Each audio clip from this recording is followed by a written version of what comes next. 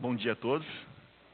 É uma grande alegria, uma imensa satisfação poder retornar a Limeira, num domingo de manhã gostoso, um clima propício para reflexão, né? Para a gente poder pensar um pouquinho sobre os ensinamentos da doutrina espírita, tendo em vista algo que, particularmente, eu gosto muito de estudar, que são os mecanismos de perturbação da mente. Entender um pouquinho mais como a nossa mente funciona, à luz da doutrina espírita, com o único e exclusivo propósito de transformação moral e de crescimento espiritual. É isso que a gente busca dentro da doutrina, né? Agora, antes de iniciarmos esse pequeno diálogo no domingo de manhã, gostaria de convidar a todos a um momento de introspecção, a um momento de solidão, fechando os nossos olhos por um instante, para deixarmos de lado todas as preocupações, vicissitudes e dores do dia a dia, para nos alinharmos com a mente divina, com os benfeitores espirituais que nos brindaram com essa oportunidade única e ímpar de estudar os ensinamentos do Mestre, manifestando assim a nossa gratidão e a nossa alegria. Que assim seja.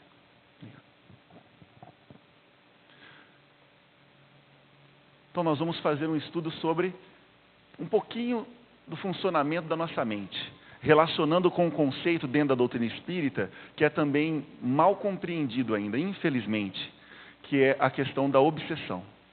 Então, para iniciarmos esse nosso pequeno estudo, eu trouxe um trecho do livro Recordações da Mediunidade, de Ivone Pereira, de Bezerra de Menezes. Olha o comentário que ele faz para a gente entender a tônica da nossa conversa, né? Seu aspecto, que é o aspecto daquele que vivencia o remorso, que é um dos mais avassaladores sentimentos, será o de um obsidiado. No entanto, ele é obsidiado apenas por sua memória profunda. O que será que ele quis dizer com isso? Então, para a gente entender a relação e esse intercâmbio mental, vamos buscar um pequeno trecho do livro Ação e Reação, psicografado por Chico Xavier, André Luiz. Nesse trecho que eu selecionei, é o próprio espírito comentando como induzir uma perturbação na mente de um encarnado. A ideia desse espírito que diz pertencer à escola dos vingadores no plano espiritual. Não sei se vocês já leram esse livro, mas é uma leitura fantástica. Olha o trecho que eu selecionei para a gente. Todos possuímos, além dos desejos imediatistas comuns, em qualquer fase da vida, um desejo central. Então, isso é o espírito obsessor comentando com os instrutores, né? O que ele aprendeu. Então, vamos guardando alguns termos. Primeiro, esse desejo central. Então, além daqueles desejos imediatistas, vulgares, comuns, que nascem e morrem rapidamente ao longo do dia, nós temos alguns desejos chamados desejo central, que é o tema básico dos nossos interesses mais íntimos. Por isso, além dos pensamentos vulgares que nos aprisionam à experiência rotineira, emitimos com mais frequência os pensamentos que nascem do desejo central, que nos caracteriza. Pensamentos esses que passam a constituir o reflexo dominante de nossa personalidade. Essa é a forma de eu conhecer um espírito. Então, muitas vezes a gente pensa, fazendo fantasias e elucubrações, que lá no plano espiritual a gente vai ter que passar por uma entrevista para que eles identifiquem quem somos. Não é absolutamente necessário nada disso, porque a gente espontânea e naturalmente irradia a nossa própria essência. Mesmo enquanto encarnados, aquele que tem uma perspicácia um pouco bem desenvolvida, consegue notar a natureza do espírito pelas suas irradiações mentais. Isso é natural, é da lei. Não há nada de misterioso e místico nisso. Agora, nós alimentamos mais os nossos pensamentos com aquele desejo central que nos caracteriza. Agora, tudo bem, com esse conhecimento, qual que é a postura? Então, olha lá, tendo em vista esse conhecimento do desejo central do espírito, desse modo é fácil conhecer a natureza de qualquer pessoa, em qualquer plano, através das ocupações e posições em que prefira viver, ocupações e posições mentais. Conhecido o reflexo da criatura, é assim muito fácil superalimentá-la, com excitações constantes. robustecendo-lhe os impulsos e os quadros já existentes na imaginação, e criando outros que lhe superponham, nutrindo-lhe dessa forma a fixação mental. Olha que mecanismo lógico, né? Eu conheço a pessoa que irradia e manifesta o seu desejo central. Eu não preciso fazer nada de muito difícil. Não preciso fazer nada de tão misterioso, a não ser superalimentar um desejo que já existe nela. Isso não precisa ser entre encarnado e desencarnado, vocês percebem? Isso ocorre entre encarnado e encarnado também, e de encarnado para desencarnado. Não importa se eu estou destituído do corpo físico ou vestindo o corpo físico. O intercâmbio mental é da lei. Vivemos aproximadamente com 20 a 22 bilhões de mentes, entre encarnados e desencarnados, irradiando pensamentos. E esses pensamentos buscam ressonâncias, um dentro do outro. A gente vai conversar um pouquinho sobre isso. Agora, essa fixação mental a gente precisa guardar. Termos importantes: desejo e fixação mental, com excitações constantes. Então, olha que simples o conceito, para finalizar o trecho. Obsessão que não passa de um estado anormal da mente subjugada pelo excesso de suas próprias criações. Dá para perceber que a gente vai aprender, pelo menos tentar conversar hoje, sobre a responsabilidade própria. Nossa própria responsabilidade diante de tudo que acontece na nossa mente, não é isso? Então, olha que incrível. Subjugada pelo excesso de suas próprias criações, a pressionarem o campo sensorial, infinitamente acrescidas de influência, direta ou indireta, de outras mentes, desencarnadas ou não, atraídas por seu próprio reflexo. De novo, próprias criações, próprio reflexo. Percebe? Ao mesmo tempo que nos convida para uma responsabilidade, é um conhecimento libertador, providencial, vocês percebem? Porque significa que a decisão de vencer essa condição está nas minhas mãos, não nas mãos dos outros. Se eu preciso que o outro mude para eu me sentir melhor, as leis do universo ficam esquisitas, né? Não tem, a lei de causa e efeito não faz sentido. O universo passa a ser caos, não tem ordem. Né? Se eu não sou detentor da responsabilidade do que acontece comigo mesmo, eu fico como uma folha ao sabor do vento, sempre responsabilizando o outro. Vocês percebem? Então, trazendo a responsabilidade para si, isso é libertador. Depende da minha decisão, da minha constância, da minha perseverança.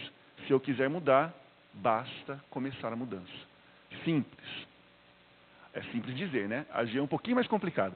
Então, a gente vai tentar entender os mecanismos da própria mente que dificultam esse processo. Às vezes a gente se torna, nós nos tornamos, os nossos maiores inimigos. Vocês já perceberam isso? Quando Jesus comentou, antes de oferecer aquilo que você deseja oferecer ao altar do sacrifício, o que é para fazer mesmo? Primeiro, buscar a reconciliação com os seus inimigos. Só que quando a gente lê esse trecho, a gente fala, tá, reconciliar-me com os meus inimigos. A gente pensa nos outros, mas nós mesmos somos os nossos maiores inimigos, ainda infelizmente, por enquanto. Então, reconciliar-se com os seus inimigos, a gente precisa traduzir como buscar a reconciliação conosco. Tornarmos-nos unos com a mesma vontade, o mesmo desejo. Não ter uma parte de nós que quer o crescimento e outra parte que ainda não quer o crescimento. Viver em conflito. Então, para resumir a história, eu dividi em 3 momentos a nossa conversa. Primeiro, resgatar algumas leis naturais, fundamentais, para entender esse intercâmbio. No segundo ponto, descrever como a nossa mente fica vulnerável diante dessas influências que superexcitam os nossos próprios desejos.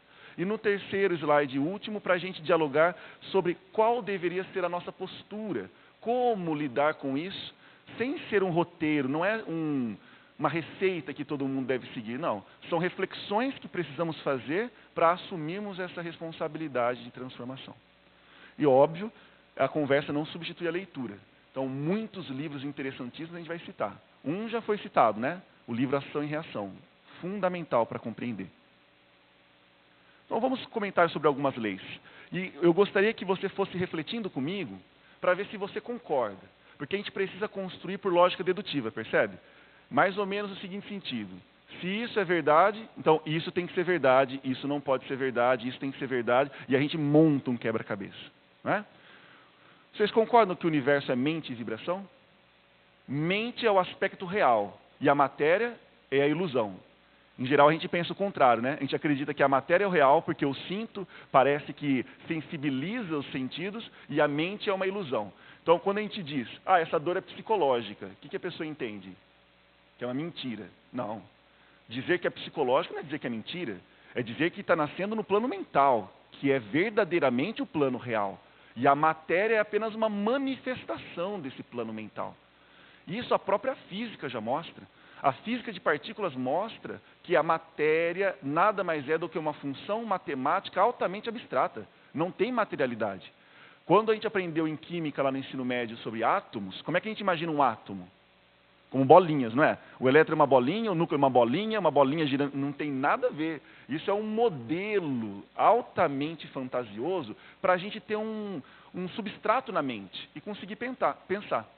Agora, quando a gente desenvolve a mecânica quântica, o que o elétron vira? Uma função matemática. O que as partículas viram? Funções matemáticas, são soluções de funções. Aí o próprio pai da mecânica quântica, um dos pais da mecânica quântica, disse: quanto mais a gente estuda a matéria, menos material ela fica. Incrível, ela dissolve na mão. Então, para nós que estamos estudando a filosofia espírita, o real é a mente. A mente é o plano real. Se a mente é o plano real, tudo no universo vibra. Então, as duas estão em concordância.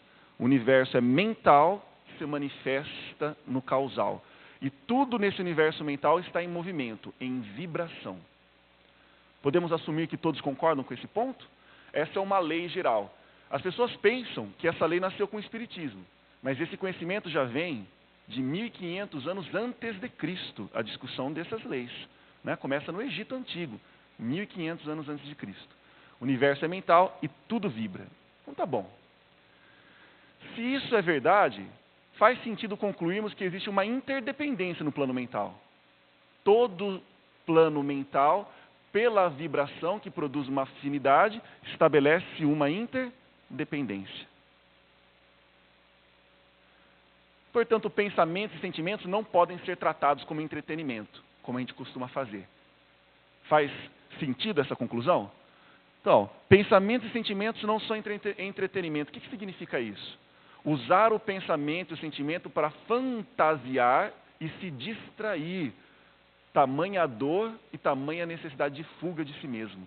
Não podemos, isso é de uma altíssima responsabilidade, já que tudo é mental, tudo que eu penso e sinto é real. E se consubstancia no mundo manifestado. Não é? Ele se materializa no mundo que a gente chama de material. Então os meus pensamentos precisam estar sob o meu domínio. E os meus sentimentos precisam ser estudados e compreendidos para estar em coerência com essas leis naturais. Então, tudo isso dentro da lei do universo mental e da vibração. Agora, puxando os conceitos da física, né? Importado da física. Se tudo vibra, a gente já pensa mais no comportamento oscilatório, né? No comportamento de uma onda. Então, se tudo vibra, significa que existe a afinidade e a sintonia. Se há afinidade, significa, em física, mesma frequência de vibração. Então, é a mesma natureza de pensamento. Se os pensamentos têm a mesma natureza, reforçam-se, entram em ressonância, surge o que nós chamamos no Espiritismo de sintonia. Estabelece uma sintonia. É através dessa sintonia que eu consigo superexcitar um pensamento na outra pessoa. Vocês percebem? Muitas vezes inconscientemente, muitas vezes não propositadamente, eu acabo superexcitando um pensamento. É muito fácil perceber isso com exemplos pequenos. Vamos imaginar um pequeno exemplo, simples. Eu estou em conflito com uma pessoa que frequenta o centro, eu vejo essa pessoa semanalmente, mas estamos na iminência de um conflito. Não estou me sentindo bem com ela não está me sentindo bem comigo. Aí vem uma outra pessoa e diz: Nelson, você percebeu que aquela pessoa cumprimentou todo mundo menos você? O que vai acontecer com a minha mente? Vai reforçar ideias que eu já estava alimentando, percebe? Nossa, é verdade, ela cumprimentou todo mundo, mas a mim não. Eu sabia que ela era arrogante, eu sabia que ela era soberba. Aí começam as construções mentais, percebe? E aí na oportunidade que eu tiver para me vingar, o que eu vou fazer? Cumprimento todo mundo e não cumprimento ela. Um exemplo banal que mostra como a nossa mente é suscetível a essas influenciações e excitações se eu não tiver autoconhecimento. Estabelece uma relação de afinidade, percebe? Em todos os planos, para o bem ou para o mal. Então, se isso é verdade, é inexorável concluir que o ser humano é aquilo que pensa. Então, eu manifesto o pensamento, o próprio Espírito disse, conhece-se um ser pelo pensamento que ele irradia. Quais as suas reais intenções? Quais as suas reais motivações? Isso caracteriza o Espírito. Não é preciso ser julgado, não é? A gente mesmo se julga. Então, atraímos e somos atraídos por pessoas, situações, em conformidade com a natureza dos nossos pensamentos, sentimentos, aspirações e gostos. É isso que nos une. Vocês percebem? Então, natureza do pensamento, que é rotulado por um sentimento, manifesta uma aspiração, um desejo, aquele desejo central, e ele se reflete nos gostos. Percebe como pessoas de mesmo gosto se unem e reforçam-se uma às outras?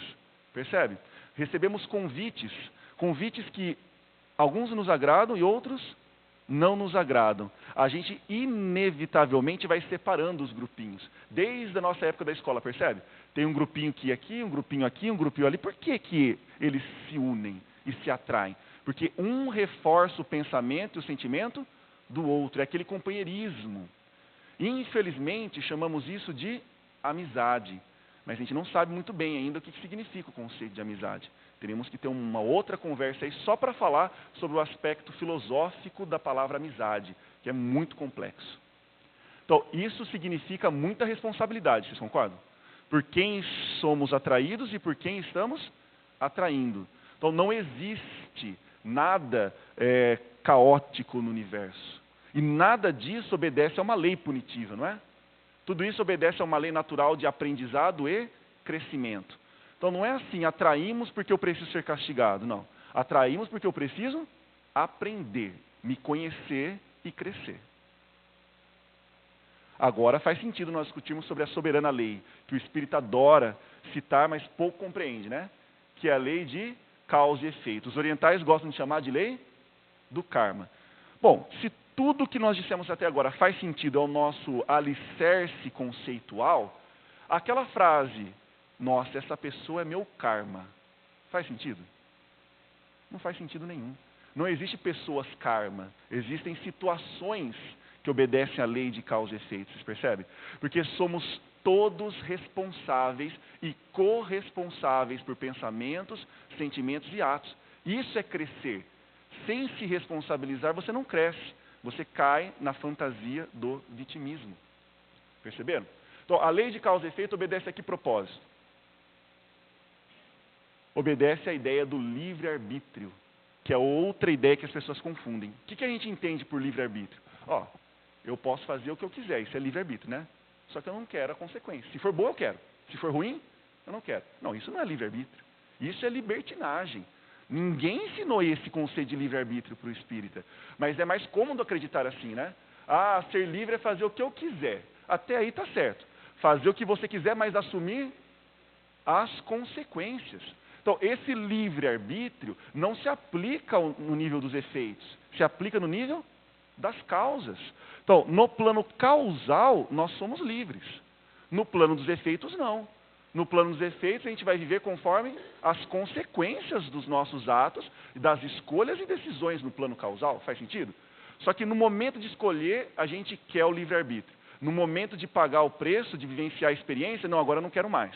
A gente tem a ousadia de pedir a Deus para nos fazer exceções à lei. Olha o tamanho da blasfêmia. Se Deus é inteligência suprema, absoluta bondade e justiça, eu pedir para Ele me fazer exceção à lei de causa e efeito, significa questionar a sua lei, significa questionar a sua sabedoria.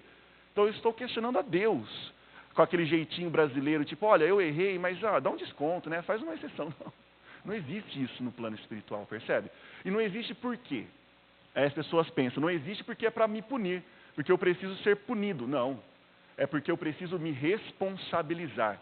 Então, a lei de causa e efeito, ela é pedagógica. Passar pela experiência para promover aprendizado.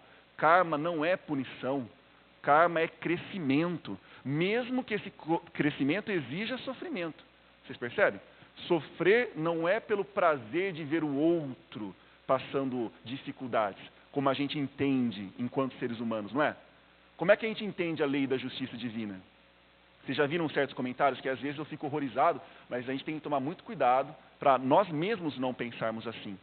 A gente olha uma pessoa que nos fez mal, nos magoou, nos ofendeu. A gente vê a pessoa vivendo aparentemente uma vida muito feliz. Quem que a gente vai questionar? Deus. Fala, Deus, não é possível, Deus. Essa pessoa é pior do que eu, ela está vivendo bem, eu estou vivendo mal. Tem alguma coisa errada aí no céu, eu não estou com o nome errado, não é para ela ser feliz. Só eu sei quão mal essa pessoa é. Ela foi assim, assim, assim, assim. Aí quando essa pessoa que nos fez mal sofre, e a gente descobre que ela está sofrendo, como é que a gente se sente? Nossa, agora eu acredito em Deus. Agora a justiça divina faz sentido. Porque Ele puniu a pessoa que me fez mal. Isso é projetar uma vontade de vingança que covardemente a gente não quer fazer para Deus. Para Ele se vingar em nosso nome. Isso não faz sentido. Percebe quantas contradições? Se nós não estivermos atentos às leituras, aos conceitos e a nós mesmos, nós vamos usar as verdades aprendidas, deturpando-as para nos justificar, não para crescer. Isso é muito sério, é muito grave. Isso foi feito há muitos séculos, concordam? As palavras do mestre justificadas por uma inquisição. Como utilizar a palavra do mestre para justificar uma inquisição? A tamanha perturbação mental de quem lê, buscando apenas se justificar, não mudar. Então, autorresponsabilizar-se na compreensão da lei de causa e efeito para superar a maior fantasia de todas, como comentamos. A maior fantasia de todas, o maior vício hoje é o da vitimização. Eu quero ser fraco, eu quero ser vítima, eu quero ser débil, porque isso é confortável. E os neurocientistas mostraram que vicia o cérebro tanto quanto drogas ilícitas. Se eu passo o dia inteiro e ninguém me deu a chance de eu me sentir vítima, o que eu faço? Invento uma situação. Eu busco na memória lembranças de um passado, deturpo essa memória para ter o prazer de me sentir vítima. Quantas pessoas, quantas vezes nós mesmos não fizemos isso? É engraçado que se a gente observar o dia a dia, a gente aprende muito, né? A gente vê as pessoas dialogando, às vezes você vê duas pessoas brigando, discutindo. Você fala, nossa, eu preciso auxiliar, porque a discussão está ficando, né, acalorada. Aí o inocente vai querer ajudar da seguinte forma, né? A pessoa dizendo que ela fez isso. Aí a pessoa diz, olha, eu estava presente e não aconteceu nada disso. Pronto. Como é que a pessoa que está com raiva, como é que ela vai se sentir? Atacada, perturbada, e a briga que era controlável já virou um incêndio. Então imagina, você está lá perturbadíssimo, discutindo, lembrando de coisas. Você acredita fielmente na sua memória, mas nem sempre a memória é fidedigna. Às vezes a gente altera com o intuito de se sentir como? Vítima. Aí alguém que estava presente e não está tão perturbado fala, não, mas fica calmo, não aconteceu nada disso, pronto. Ao invés da pessoa ter lucidez, fala, nossa, acho que eu estou me confundindo, acho que eu estou acreditando numa fantasia que eu mesmo criei, e isso está me justificando a violência. Ao invés dela agir assim, ela fica mais violenta ainda, porque ela não quer lucidez, ela quer apoio na sua necessidade de se sentir vítima. E isso é uma falta de compreensão da lei de causa e efeito. Percebe? Atrapalha o processo de reforma íntima. Então também faz sentido concluir, que a gente já discutiu, que todos os instantes, se eu entendo a lei de causa e efeito, não importa o nível de sofrimento, todos os instantes são momentos pedagógicos. E a experiência veio me trazer uma lição. E os orientais dizem que essa experiência só vai embora se aprendermos a lição. Enquanto não aprendermos a lição, precisamos da experiência. Ninguém fica à margem do processo evolutivo. Ou a gente aprende por reflexão, ou a gente aprende por experiência. Como é que o ocidental gosta de dizer? Ou aprende pelo amor, ou pela dor. Só que percebe que essas duas palavras são difíceis? O que significa amor? É complicado, cada um vai dar uma definição. O que significa dor? Aí você pega São Francisco de Assis, por exemplo. Nossa, a vida dele foi dor. Não, para ele a vida dele foi amor. Então, são conceitos difíceis. Então, é mais fácil a gente trocar, por enquanto que a gente não entende, trocar amor por reflexão. Quem evolui por reflexão, exame de consciência verdadeiro que a gente vai discutir hoje, não precisa tanto da experiência. Quem não evolui por reflexão, a vida ajuda, oferecendo o quê? Experiência. Para a gente ir para o próximo slide, só um exemplo clássico. Uma virtude que eu tento trabalhar muito, que eu acho que é fantástica para o dia a dia, mas eu só caio, tropeço e ainda não consigo. Se alguém conseguiu, tenta me ajudar, que é a paciência. Paciência, vocês também estão tentando ainda? Então, estamos no mesmo nível. Então, paciência, e tenta. Aí você fica, imagina, 30 anos lendo sobre paciência. Pesquisa budismo, taoísmo, cristianismo, você estuda filosofia, tudo. Você sabe a paciência defini-la em 1000 línguas, em 1000 conceitos. Mas você só vai verificar que se você aprendeu a ter paciência, como? Quando alguém te provocar. Percebe? Não adianta ficar 30 anos lendo sobre paciência. Aí você pede nas suas orações, mestre, eu quero ser paciente, mestre. Aí qual que é o papel dos benfeitores? Que legal, vai aprender a ser paciente? Está aqui, ó, convive com essa pessoa. Está aqui, ó, lida com essa situação. Esses são os ensinamentos. Percebe? A gente pede a experiência para aprender, só que quando ela aparece, como eu não sei lidar com a dor, eu prefiro fugir. E fujo para o vitimismo. Então, só se aprende virtude vivenciando. A experiência após a reflexão é o que nós chamamos de prova, não é? Isso é fantástico. Sabedoria das leis divinas. Essas são apenas alguns aspectos da lei. Faz sentido o que nós comentamos? Concordam com a lógica por trás das leis naturais? Então vamos ver as consequências. Olha na Gênesis capítulo 14. Assim como as enfermidades resultam das imperfeições físicas que tornam o nosso corpo acessível às perniciosas influências exteriores, a obsessão decorre sempre de uma imperfeição moral, que dá ascendência a um espírito mau. Simples. Do mesmo jeito que eu enfraqueço o corpo e fico suscetível aos micro-organismos, a minha mente também é fraca. A gente cuida tanto da saúde corporal e deve continuar fazendo isso. Mas também precisamos cuidar da saúde mental. Isso é fundamental. Percebem a profundidade do conceito? Eu posso culpar bactérias e vírus pelos problemas físicos que eu adquiri? Não, eles estão aí, todo mundo, o tempo todo, invisíveis a olho nu, mas estão presentes.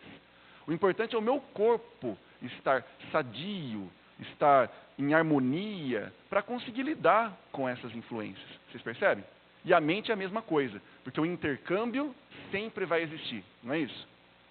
Muitas vezes a gente tem a ilusão de que quando a gente faz a reforma íntima, a gente não vai mais receber pensamentos perturbadores. Será que é real isso?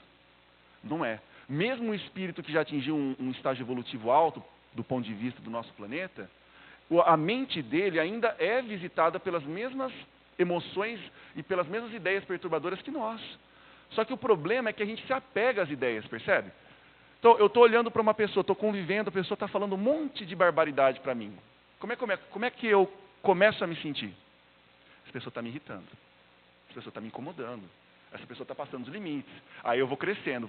Ao invés de eu ter uma postura do sábio que está aprendendo a ter controle, eu me convenço e me justifico para reagir diante da ofensa ou da dor que eu estou recebendo. Agora, a postura deveria ser oposta. Nesse momento, qual que deveria ser o pensamento? Olha, a minha mente está sendo visitada pela raiva. Olha que interessante. Essa pessoa está conseguindo suscitar raiva na minha mente. Então, como eu vou lidar com ela? Percebe a diferença? Você vê a raiva como um visitante. Do mesmo jeito que ela chega, você deixa ir embora. E você dialoga com ela, acolhe, entende e deixa partir. Você não se apega, não fica alimentando aquele sentimento, aquele ressentimento, aquela mágoa. Isso liberta. Perceberam a diferença? Então, no nosso segundo momento, aqui só ficou uma cor, mas eu vou ler para vocês. Aqui está no livro Ação e Reação do André Luiz também. Cada um é tentado exteriormente pela tentação que alimenta em si próprio. Olha de novo a responsabilidade. Não adianta culpar, eu fiz isso porque o outro me provocou. Eu fiz isso porque o outro me atraiu. Não. Se você foi provocado e atraído é porque alguma coisa, consciente ou inconsciente, entrou em afinidade com aquela pessoa e com aquela situação. Houve ressonância. Por isso que é o autoconhecimento que é libertador. Não é esperar a mudança do outro, é promover a sua. Fantástico. Então, chegou o nosso segundo momento. Com essas leis em mente, como que elas podem ser utilizadas para perturbar a minha mente, a nossa mente? Então, perturbação da mente. Existem muitos fatores, mas como a nossa conversa hoje é uma introdução, vamos comentar sobre 3 fatores de perturbação. que combinam no Oriente e no Ocidente. Os nossos irmãos orientais têm a mesma visão de que esses três são três dos principais fatores de perturbação da mente. O primeiro, a culpa. O segundo, a raiva. E o terceiro, o apego. Como é que a gente pode resumir esses três fatores de perturbação? Egoísmo e vaidade. Egoísmo e vaidade são todos apego. Quando a gente ouve as três, culpa, raiva e apego, qual que a gente pensa que é o pior? A raiva. Mas não é. Sabe qual que é o pior? É o apego. O apego é a mãe de todas as perturbações. O apego é a mãe de todas as ilusões. Só que é mal entendido. Porque a pessoa pensa que apego significa apego aos bens materiais. E não estamos falando só disso. Estamos falando de qualquer tipo de apego, qualquer tipo de cobiça, qualquer tipo de desejo. Apego à minha identidade, por exemplo. É muito mais fácil eu me desapegar dos bens materiais do que eu me desapegar da minha identidade. E se eu não consigo me desapegar da minha personalidade, da minha identidade, eu viro escravo dela, percebe? Aí eu estou servindo a outro senhor. Lembra o que Jesus disse? Não é possível servir a dois senhores. E a pessoa já pensa que um é Deus, outro é o dinheiro. Não. A dois senhores significa a virtude, que pode ser representada pelo mestre, por Deus, e o outro representa o apego. Não é só questão material, é questão de desejo e apego, aquele desejo central. Porque se eu sou apegado, eu preciso servir, vocês concordam? Então, se eu vou servir a minha personalidade, se eu preciso atender a todos os caprichos dessa personalidade que grita, eu não consigo ouvir ao mestre. Não estou preparado para acompanhá-lo. Então, não é uma advertência tipo, você não serve, você serve. O mestre só está orientando, olha, por esse caminho você não vai conseguir. Não tem como você servir a dois senhores, não tem como ser meu discípulo. Então, vivenciar com muita sabedoria essas experiências, entender que nós não somos essa personalidade, não é? Eu sou Nelson agora, serei Nelson para sempre? Não. Então, o termo correto seria, estou Nelson. E o Nelson que está aqui tem um propósito, não tem? Qual que é o propósito dessa personalidade? Da nossa personalidade atual? Produzir experiências para contribuir para o meu crescimento. Se a minha personalidade não proporcionar isso, ela não está servindo para nada. E vocês sabem o que significa justiça para Platão? Ser justo? O que a gente pensa que é ser justo? Se alguém me fez mal, ele tem que receber mal. Se alguém me fez bem, não, isso aí é olho por olho, dente por dente. Isso não é justiça. Platão diz que ser justo é permitir que cada coisa no universo cumpra o seu propósito. Então, o que é ser justo? A água é justa quando? Quando ela sacia a sede, porque ela foi feita para isso. O carro é justo quando? Quando que um carro é justo? Quando ele me transporta, porque ele foi feito. Então, como que eu posso ser injusto com o carro? Eu compro um carro, tranco na garagem, falo, ninguém vai tocar porque eu quero que ele fique novo para sempre. Isso não é um comportamento digno. Eu estou impedindo o carro de cumprir o seu propósito. Ficar mimando a minha personalidade, porque ela gosta, porque ela é assim, porque eu tenho que ser isso, porque eu tenho que ser aquilo. Mimando a minha personalidade, eu estou desprezando-a, porque eu estou impedindo-a de cumprir o seu propósito, que é construir experiências no mundo material para eu, divino, crescer, não é? Então esse apego é terrível. E como que nascem os outros? Então, quando eu sou apegado muito a mim mesmo ou a alguma coisa, se eu não tenho aquilo, como que eu me sinto? Com raiva. Se eu acho que alguém está me ameaçando a perder aquilo, me impedindo de conquistar aquilo, ou uma ameaça para eu perder aquilo, como é que eu me sinto? Com raiva. Então, a raiva nasce por não satisfazer um apego, que é uma ilusão. Vocês percebem? Então, essa cautela. Aí eu caio na raiva. Depois que eu caio na raiva e percebo as barbaridades, né, o Evangelho classifica bem o raivoso, né? Vocês sabem como é que o Evangelho classifica a pessoa que está em momento de raiva? Como um demente. É uma demência temporária. Faz sentido essa classificação? Claro. A pessoa perdeu as suas faculdades de raciocínio. Ela tem lucidez? Ela usa de lógica? Você começa a argumentar. Vocês já tentaram argumentar com alguém que está com raiva? Ou vocês já viram como é que é quando você age, quando alguém tenta argumentar quando está com raiva? Nossa, dá mais raiva, porque você não quer lucidez. Você quer perturbação. Então, aí a gente cai para que experiência? Culpa, arrependimento, remorso, que são sensações paralisantes. E isso não é nobre. Nobre significa responsabilizar-se e ter a coragem, ter a dignidade de assumir as consequências e trabalhar pela mudança. A culpa é paralisante. Significa que ao invés de direcionar a agressão para o outro, Você tem vergonha de direcionar ao outro e você direciona a si mesmo. Então também é uma falta de virtude, né? Então, olha lá, esses 3 são agentes perniciosos que exercem domínio sobre a vontade. A gente fica débil. E é aqui que eles conseguem, qualquer mente, encarnada ou desencarnada, e nós mesmos, hein? Existe auto-obsessão? Na verdade, toda obsessão começa como uma auto-obsessão. O resto são só superalimentações, incentivos que a gente recebe. Olha lá, as ideias perturbadoras são fixas e ficamos em pensamentos cíclicos. Fácil. Lembra quando você deseja algo profundamente? Um objeto material que você deseja muito. Quantas vezes por dia você pensa nele? E como é que fica? A gente lembra de evoluir nessa hora? A gente lembra que é espírito imortal? A gente esquece tudo e aquele objeto de desejo domina a nossa mente. Quando alguém nos ofende muito e a gente não consegue dizer a ela o que a gente gostaria de dizer, o que a gente faz? A gente imagina a pessoa dentro da nossa cabeça, faz a pessoa ficar sentadinha e nos imaginamos na frente dela dizendo tudo o que a gente sentia vontade de dizer, não é? Aí descarrega, fala, nossa, se eu tivesse falado isso, ela não ia ter resposta, devia ter dito isso, porque ela merecia isso. Você está vivendo no plano das ideias uma fixação mental, uma fixação perturbadora. Isso desgasta a sua energia e te desvia do caminho reto da evolução espiritual.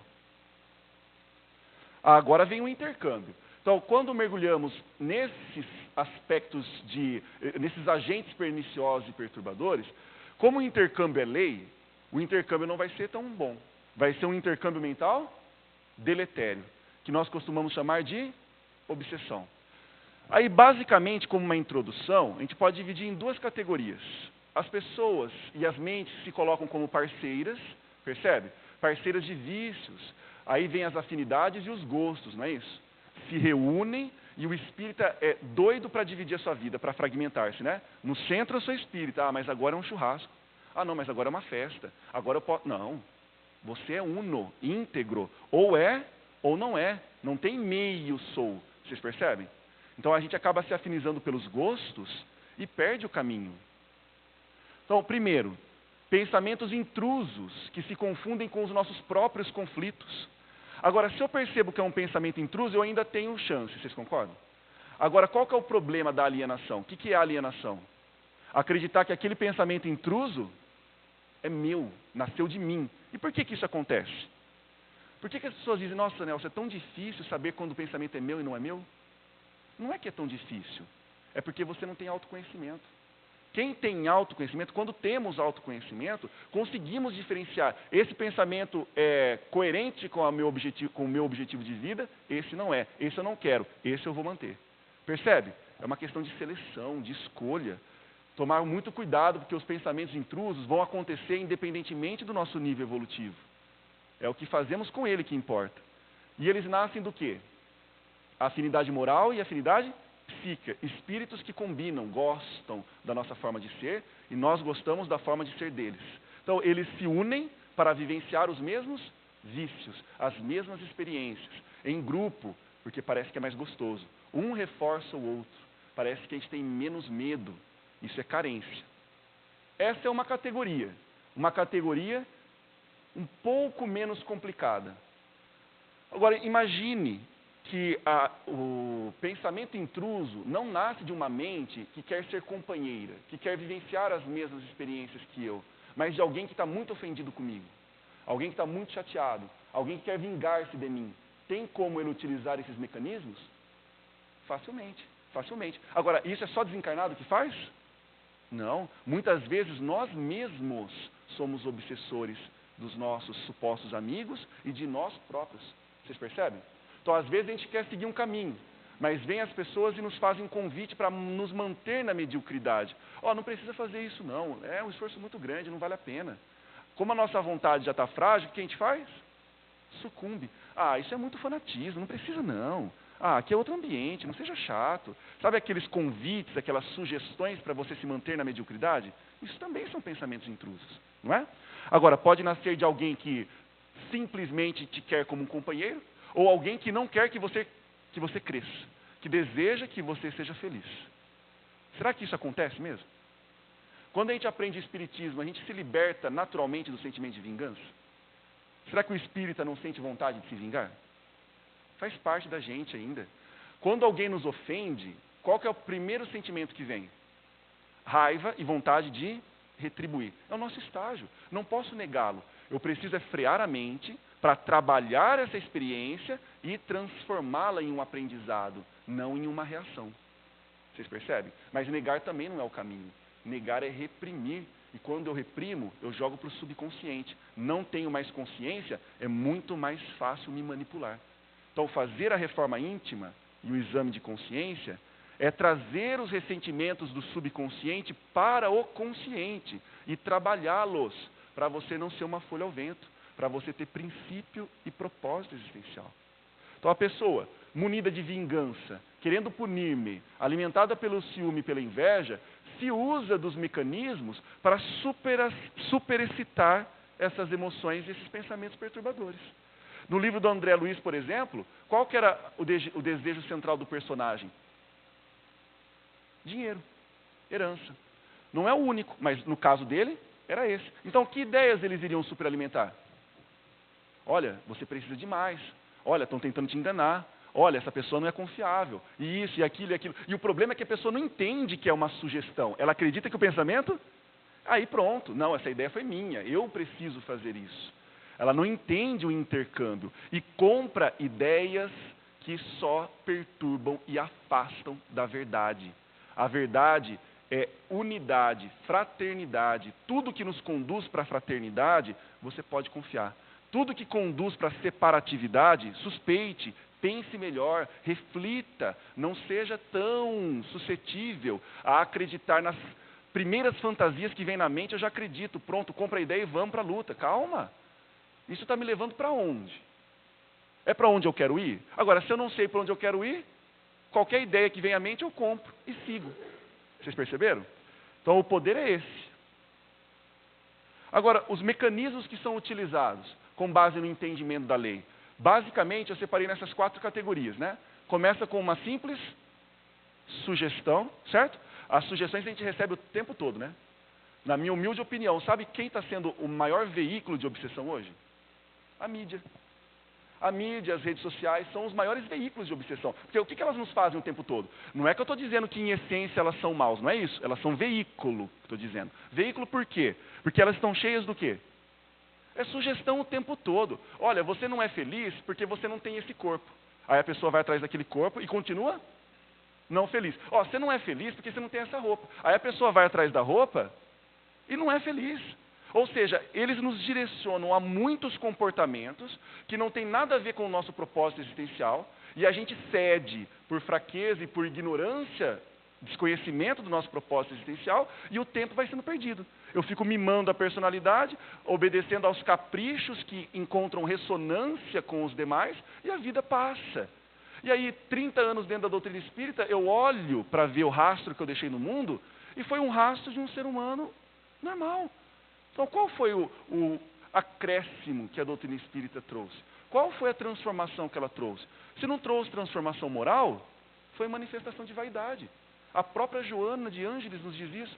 Alerta com a religião, porque a religião é um prato cheio para satisfazer os nossos conflitos e a nossa vaidade. Se não está transformando moralmente o ser, busque entender o que ela está fazendo, porque alguma coisa está fazendo. Se não for transformação moral, está fazendo o quê? Percebe? E aí depois a gente não entende, começa a culpar a doutrina. Não, é a culpa da doutrina, não deu certo por causa disso, eu não entendo. Calma, reflexão. E depois da sugestão, subindo de nível? Manipulação. Depois da manipulação chega num estágio um pouco mais complexo, que é a hipnose. E depois da hipnose, a subjugação. Qual que é o problema desses dois? Que a gente não tem condições de falar muito hoje, ainda que é mais complexo. Esses dois, a pessoa já acredita que os pensamentos são dela. Aí já é um trabalho mais intenso a ser feito de reforma íntima, análise e autoconhecimento. Enquanto eu estou na sugestão e na tentativa de manipulação, eu percebo que é um pensamento externo, só que ele é muito atraente, eu não consigo, é uma atração muito intensa, eu cedo. Então eu preciso entender por que eu me sinto tão atraído. O próprio Emmanuel diz isso. Analise por que aquela situação, aquela pessoa, aquela experiência te atraiu magneticamente. Por que ela te roubou de si mesmo, do seu propósito, do seu objetivo de vida? Aí tem conhecimentos fantásticos para o seu crescimento. Não é? Então, conflitos inconscientes. Se não está no consciente, é mais fácil sugestionar e manipular? Muito fácil, porque eu não tenho conhecimento. Eu deixo no subconsciente e entra em ressonância, eu nem sequer percebo. Então, na hora de fazer o exame de consciência, não é ficar contando as suas atitudes. Hoje eu xinguei, hoje eu falei só um palavrão. Então tá bom. Não é ficar contando atitudes. É mergulhar nas suas lembranças mais íntimas e investigar as suas motivações, as suas intenções e as suas mágoas e ressentimentos. E desarmá-las. Não brigar com elas, porque isso é brigar consigo mesmo. É desconstruí-las com base nos ensinamentos da doutrina. Através dessas sugestões, começam a empolgar a fantasia. Empolgam a fantasia, ideias, fantasias, ilusões, todas para satisfazer egoísmo e vaidade. E para empolgar essa fantasia, é possível até manipular a memória. Nem sempre a memória é real. Principalmente se eu ainda sinto a necessidade de ser vítima. Minha própria mente vai manipular os fatos para eu ficar na posição de... Só que aí vai dar problema, né? Porque tem alguém que quer ser culpado aqui? Todo mundo quer se sentir como? Mas para ter uma vítima, eu tenho que convencer o outro que ele é o quê? Culpado. Ele não vai querer ser convencido disso. E a briga termina quando? Nunca. Tudo por desejos e prazer. A pessoa mais manipulável, ser manipulável significa viver oscilando entre desejo e medo. Desejo, prazer e medo. Olha, faça isso que você vai conseguir o que você deseja. A pessoa vai lá e faz. Faça isso que você vai evitar o medo. A pessoa vai lá e faz.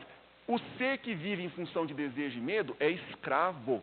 Escravo do desejo, escravo do medo. Não tem coerência, percebe? Tem um exemplo budista fundamental, para a gente encerrar essa parte, que diz o seguinte: a evolução é como caminhar. Vocês concordam? Eu estou caminhando. Se uma brisa doce e suave passar por mim, é justo que eu me delicie com ela? Claro, porque ela foi feita para isso.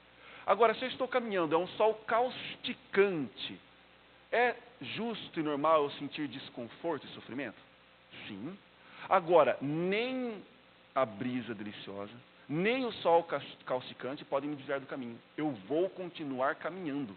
Ou seja, nem o desejo me tira do caminho, nem o prazer me tira do caminho, nem a dor e o sofrimento me tiram do caminho. Nem o medo, nem o desejo. E isso é uma pessoa, segundo Platão, corajosa. Isso é coragem para Platão. Manter-se fiel a si mesmo em situações de desejo ou medo. Mas para trabalhar isso, muito estudo, né? E muita tentativa. E nos mecanismos, ocorre uma manipulação do raciocínio, gerando dúvidas nos nossos propósitos, com o intuito de enfraquecer a vontade. E a gente se debilita, fica débil. Aí a pessoa fala, mas não é justo ter dúvida, Nelson, porque é tão difícil entender as coisas. Calma. Ter dúvida sobre como fazer é justo. Mas ter dúvida sobre os propósitos faz sentido? Não. Tem algum momento que a bondade vai estar errada? A fraternidade vai estar errada? Eu posso ter dúvida, mas será que ser fraterno é errado? Essa dúvida não faz sentido. Percebe? Justiça, honra, nobreza, virtude, justiça, o conceito que você quiser relacionado ao bem, ao divino, nunca esteve errado, não está errado e nunca estará errado. Então não cabe dúvida sobre esse propósito.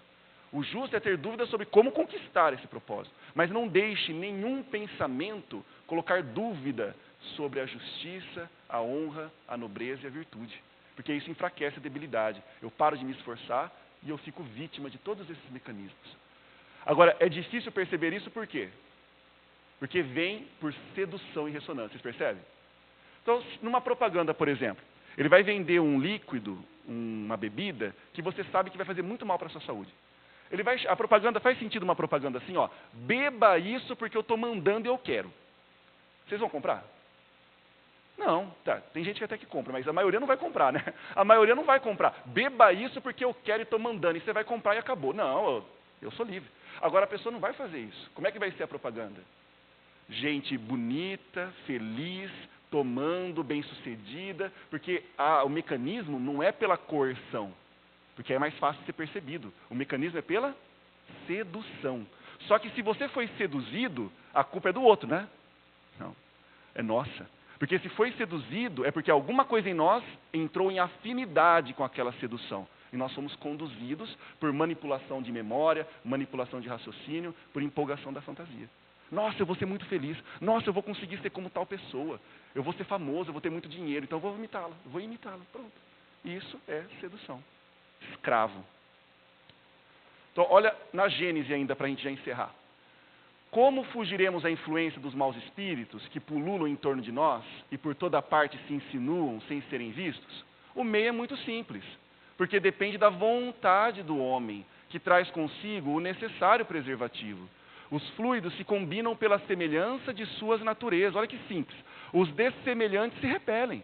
Há incompatibilidade entre os bons e os maus fluidos, como entre o óleo e a água. Então, você quer sentir afinidade pelo bem? Seja bom. Busque o bem. Percebe? Porque as sugestões de pensamentos perturbadores vão passar pela nossa mente? Vão. Mas nós vamos acolher? Nós vamos nos apegar e superalimentar? Não mais. Não porque nós somos obrigados a fazer isso, mas porque a gente não sente mais necessidade, não sente mais desejo. Chega alguém e fala, olha, faça essa barbaridade que eu vou te dar isso. Mas eu não quero. O que é corrupção? A gente fala muito de corrupção na política, né? Mas a corrupção está na alma ainda. Porque a pessoa é vítima do desejo. O corrupto é vítima do desejo.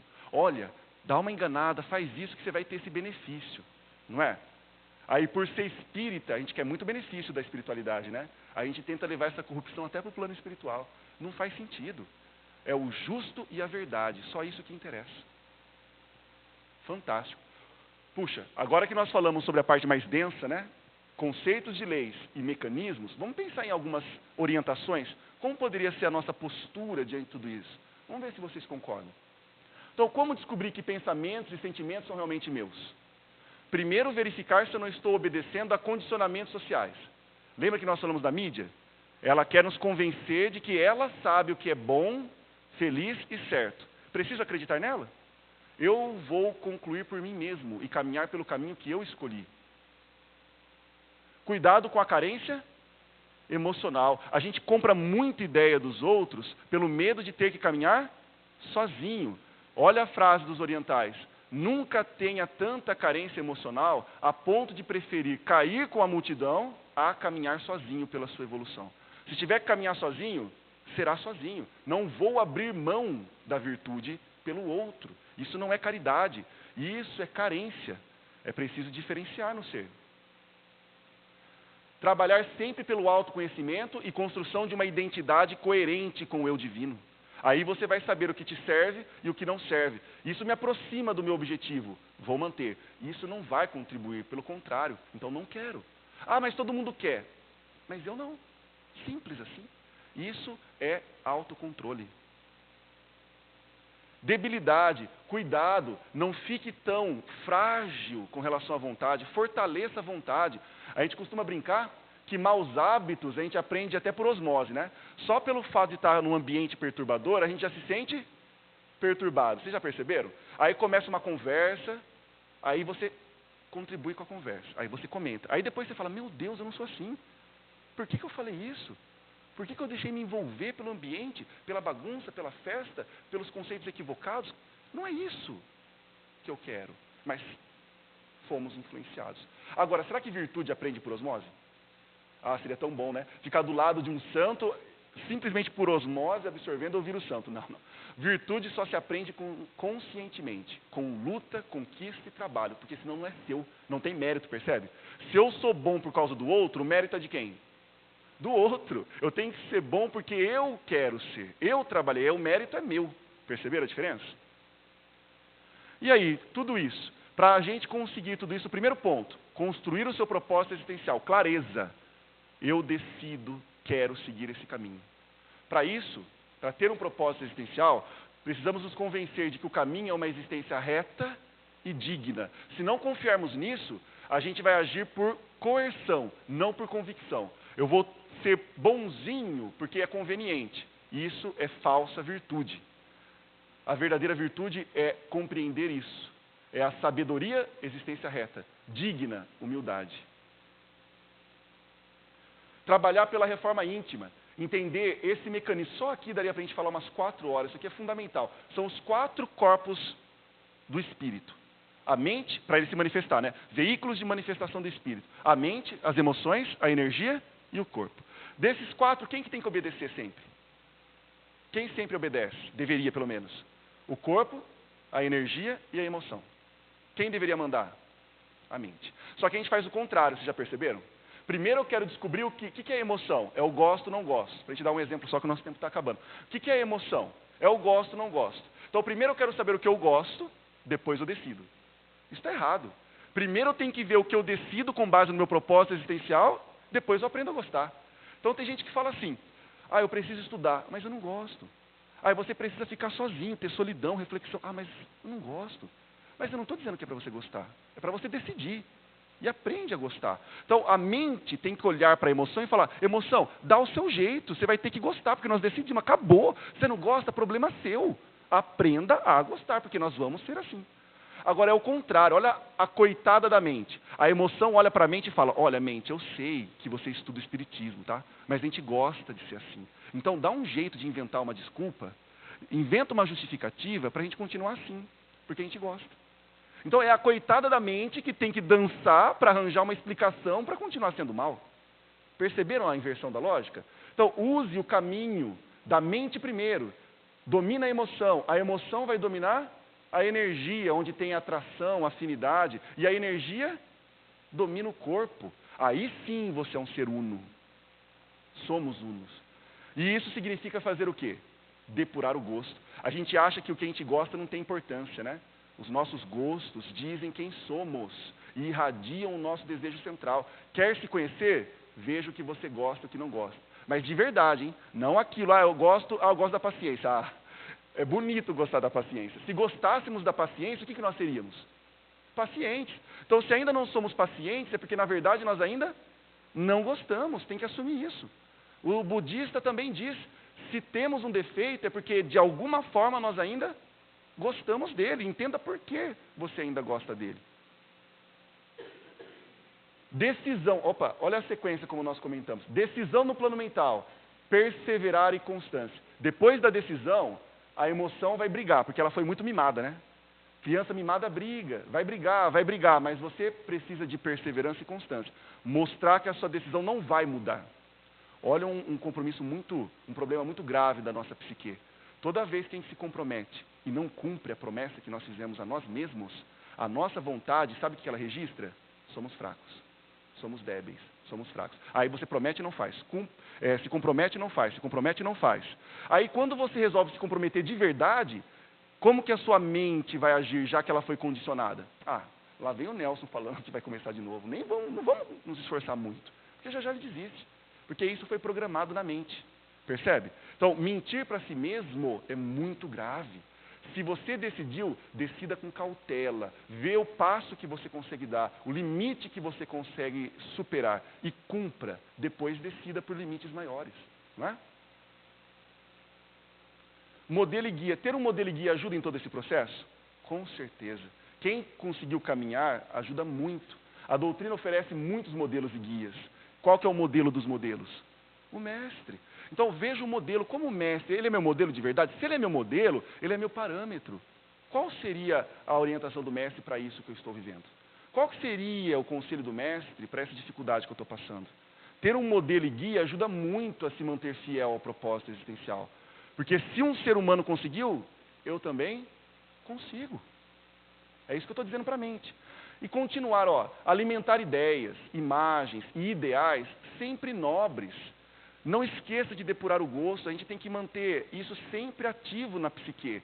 Boas ideias, bons pensamentos, imaginar que nós somos nobres, que nós seremos virtuosos, que nós seremos humildes, imaginar a virtude. Não usar como entretenimento, usar a mente como entretenimento para distração. Use a mente para plasmar virtude. Isso é poderosíssimo. E, finalmente, estudo constante para ter sempre clareza do modelo e reforçar o propósito e não se esquecer de sempre vivenciar as virtudes. E pode ficar tranquilo, a vida é soberana, ela sempre vai dar toda a experiência que a gente precisa para vivenciar as virtudes. E aí só a frase para fechamento, eu gosto sempre de compartilhar para a nossa despedida. O meu altar é a dor, a minha oração é o amor. A minha religião é a união com Deus no pensamento e nos atos. Guardar como um pequeno presente para vocês que eu carrego comigo. Muito obrigado pela atenção.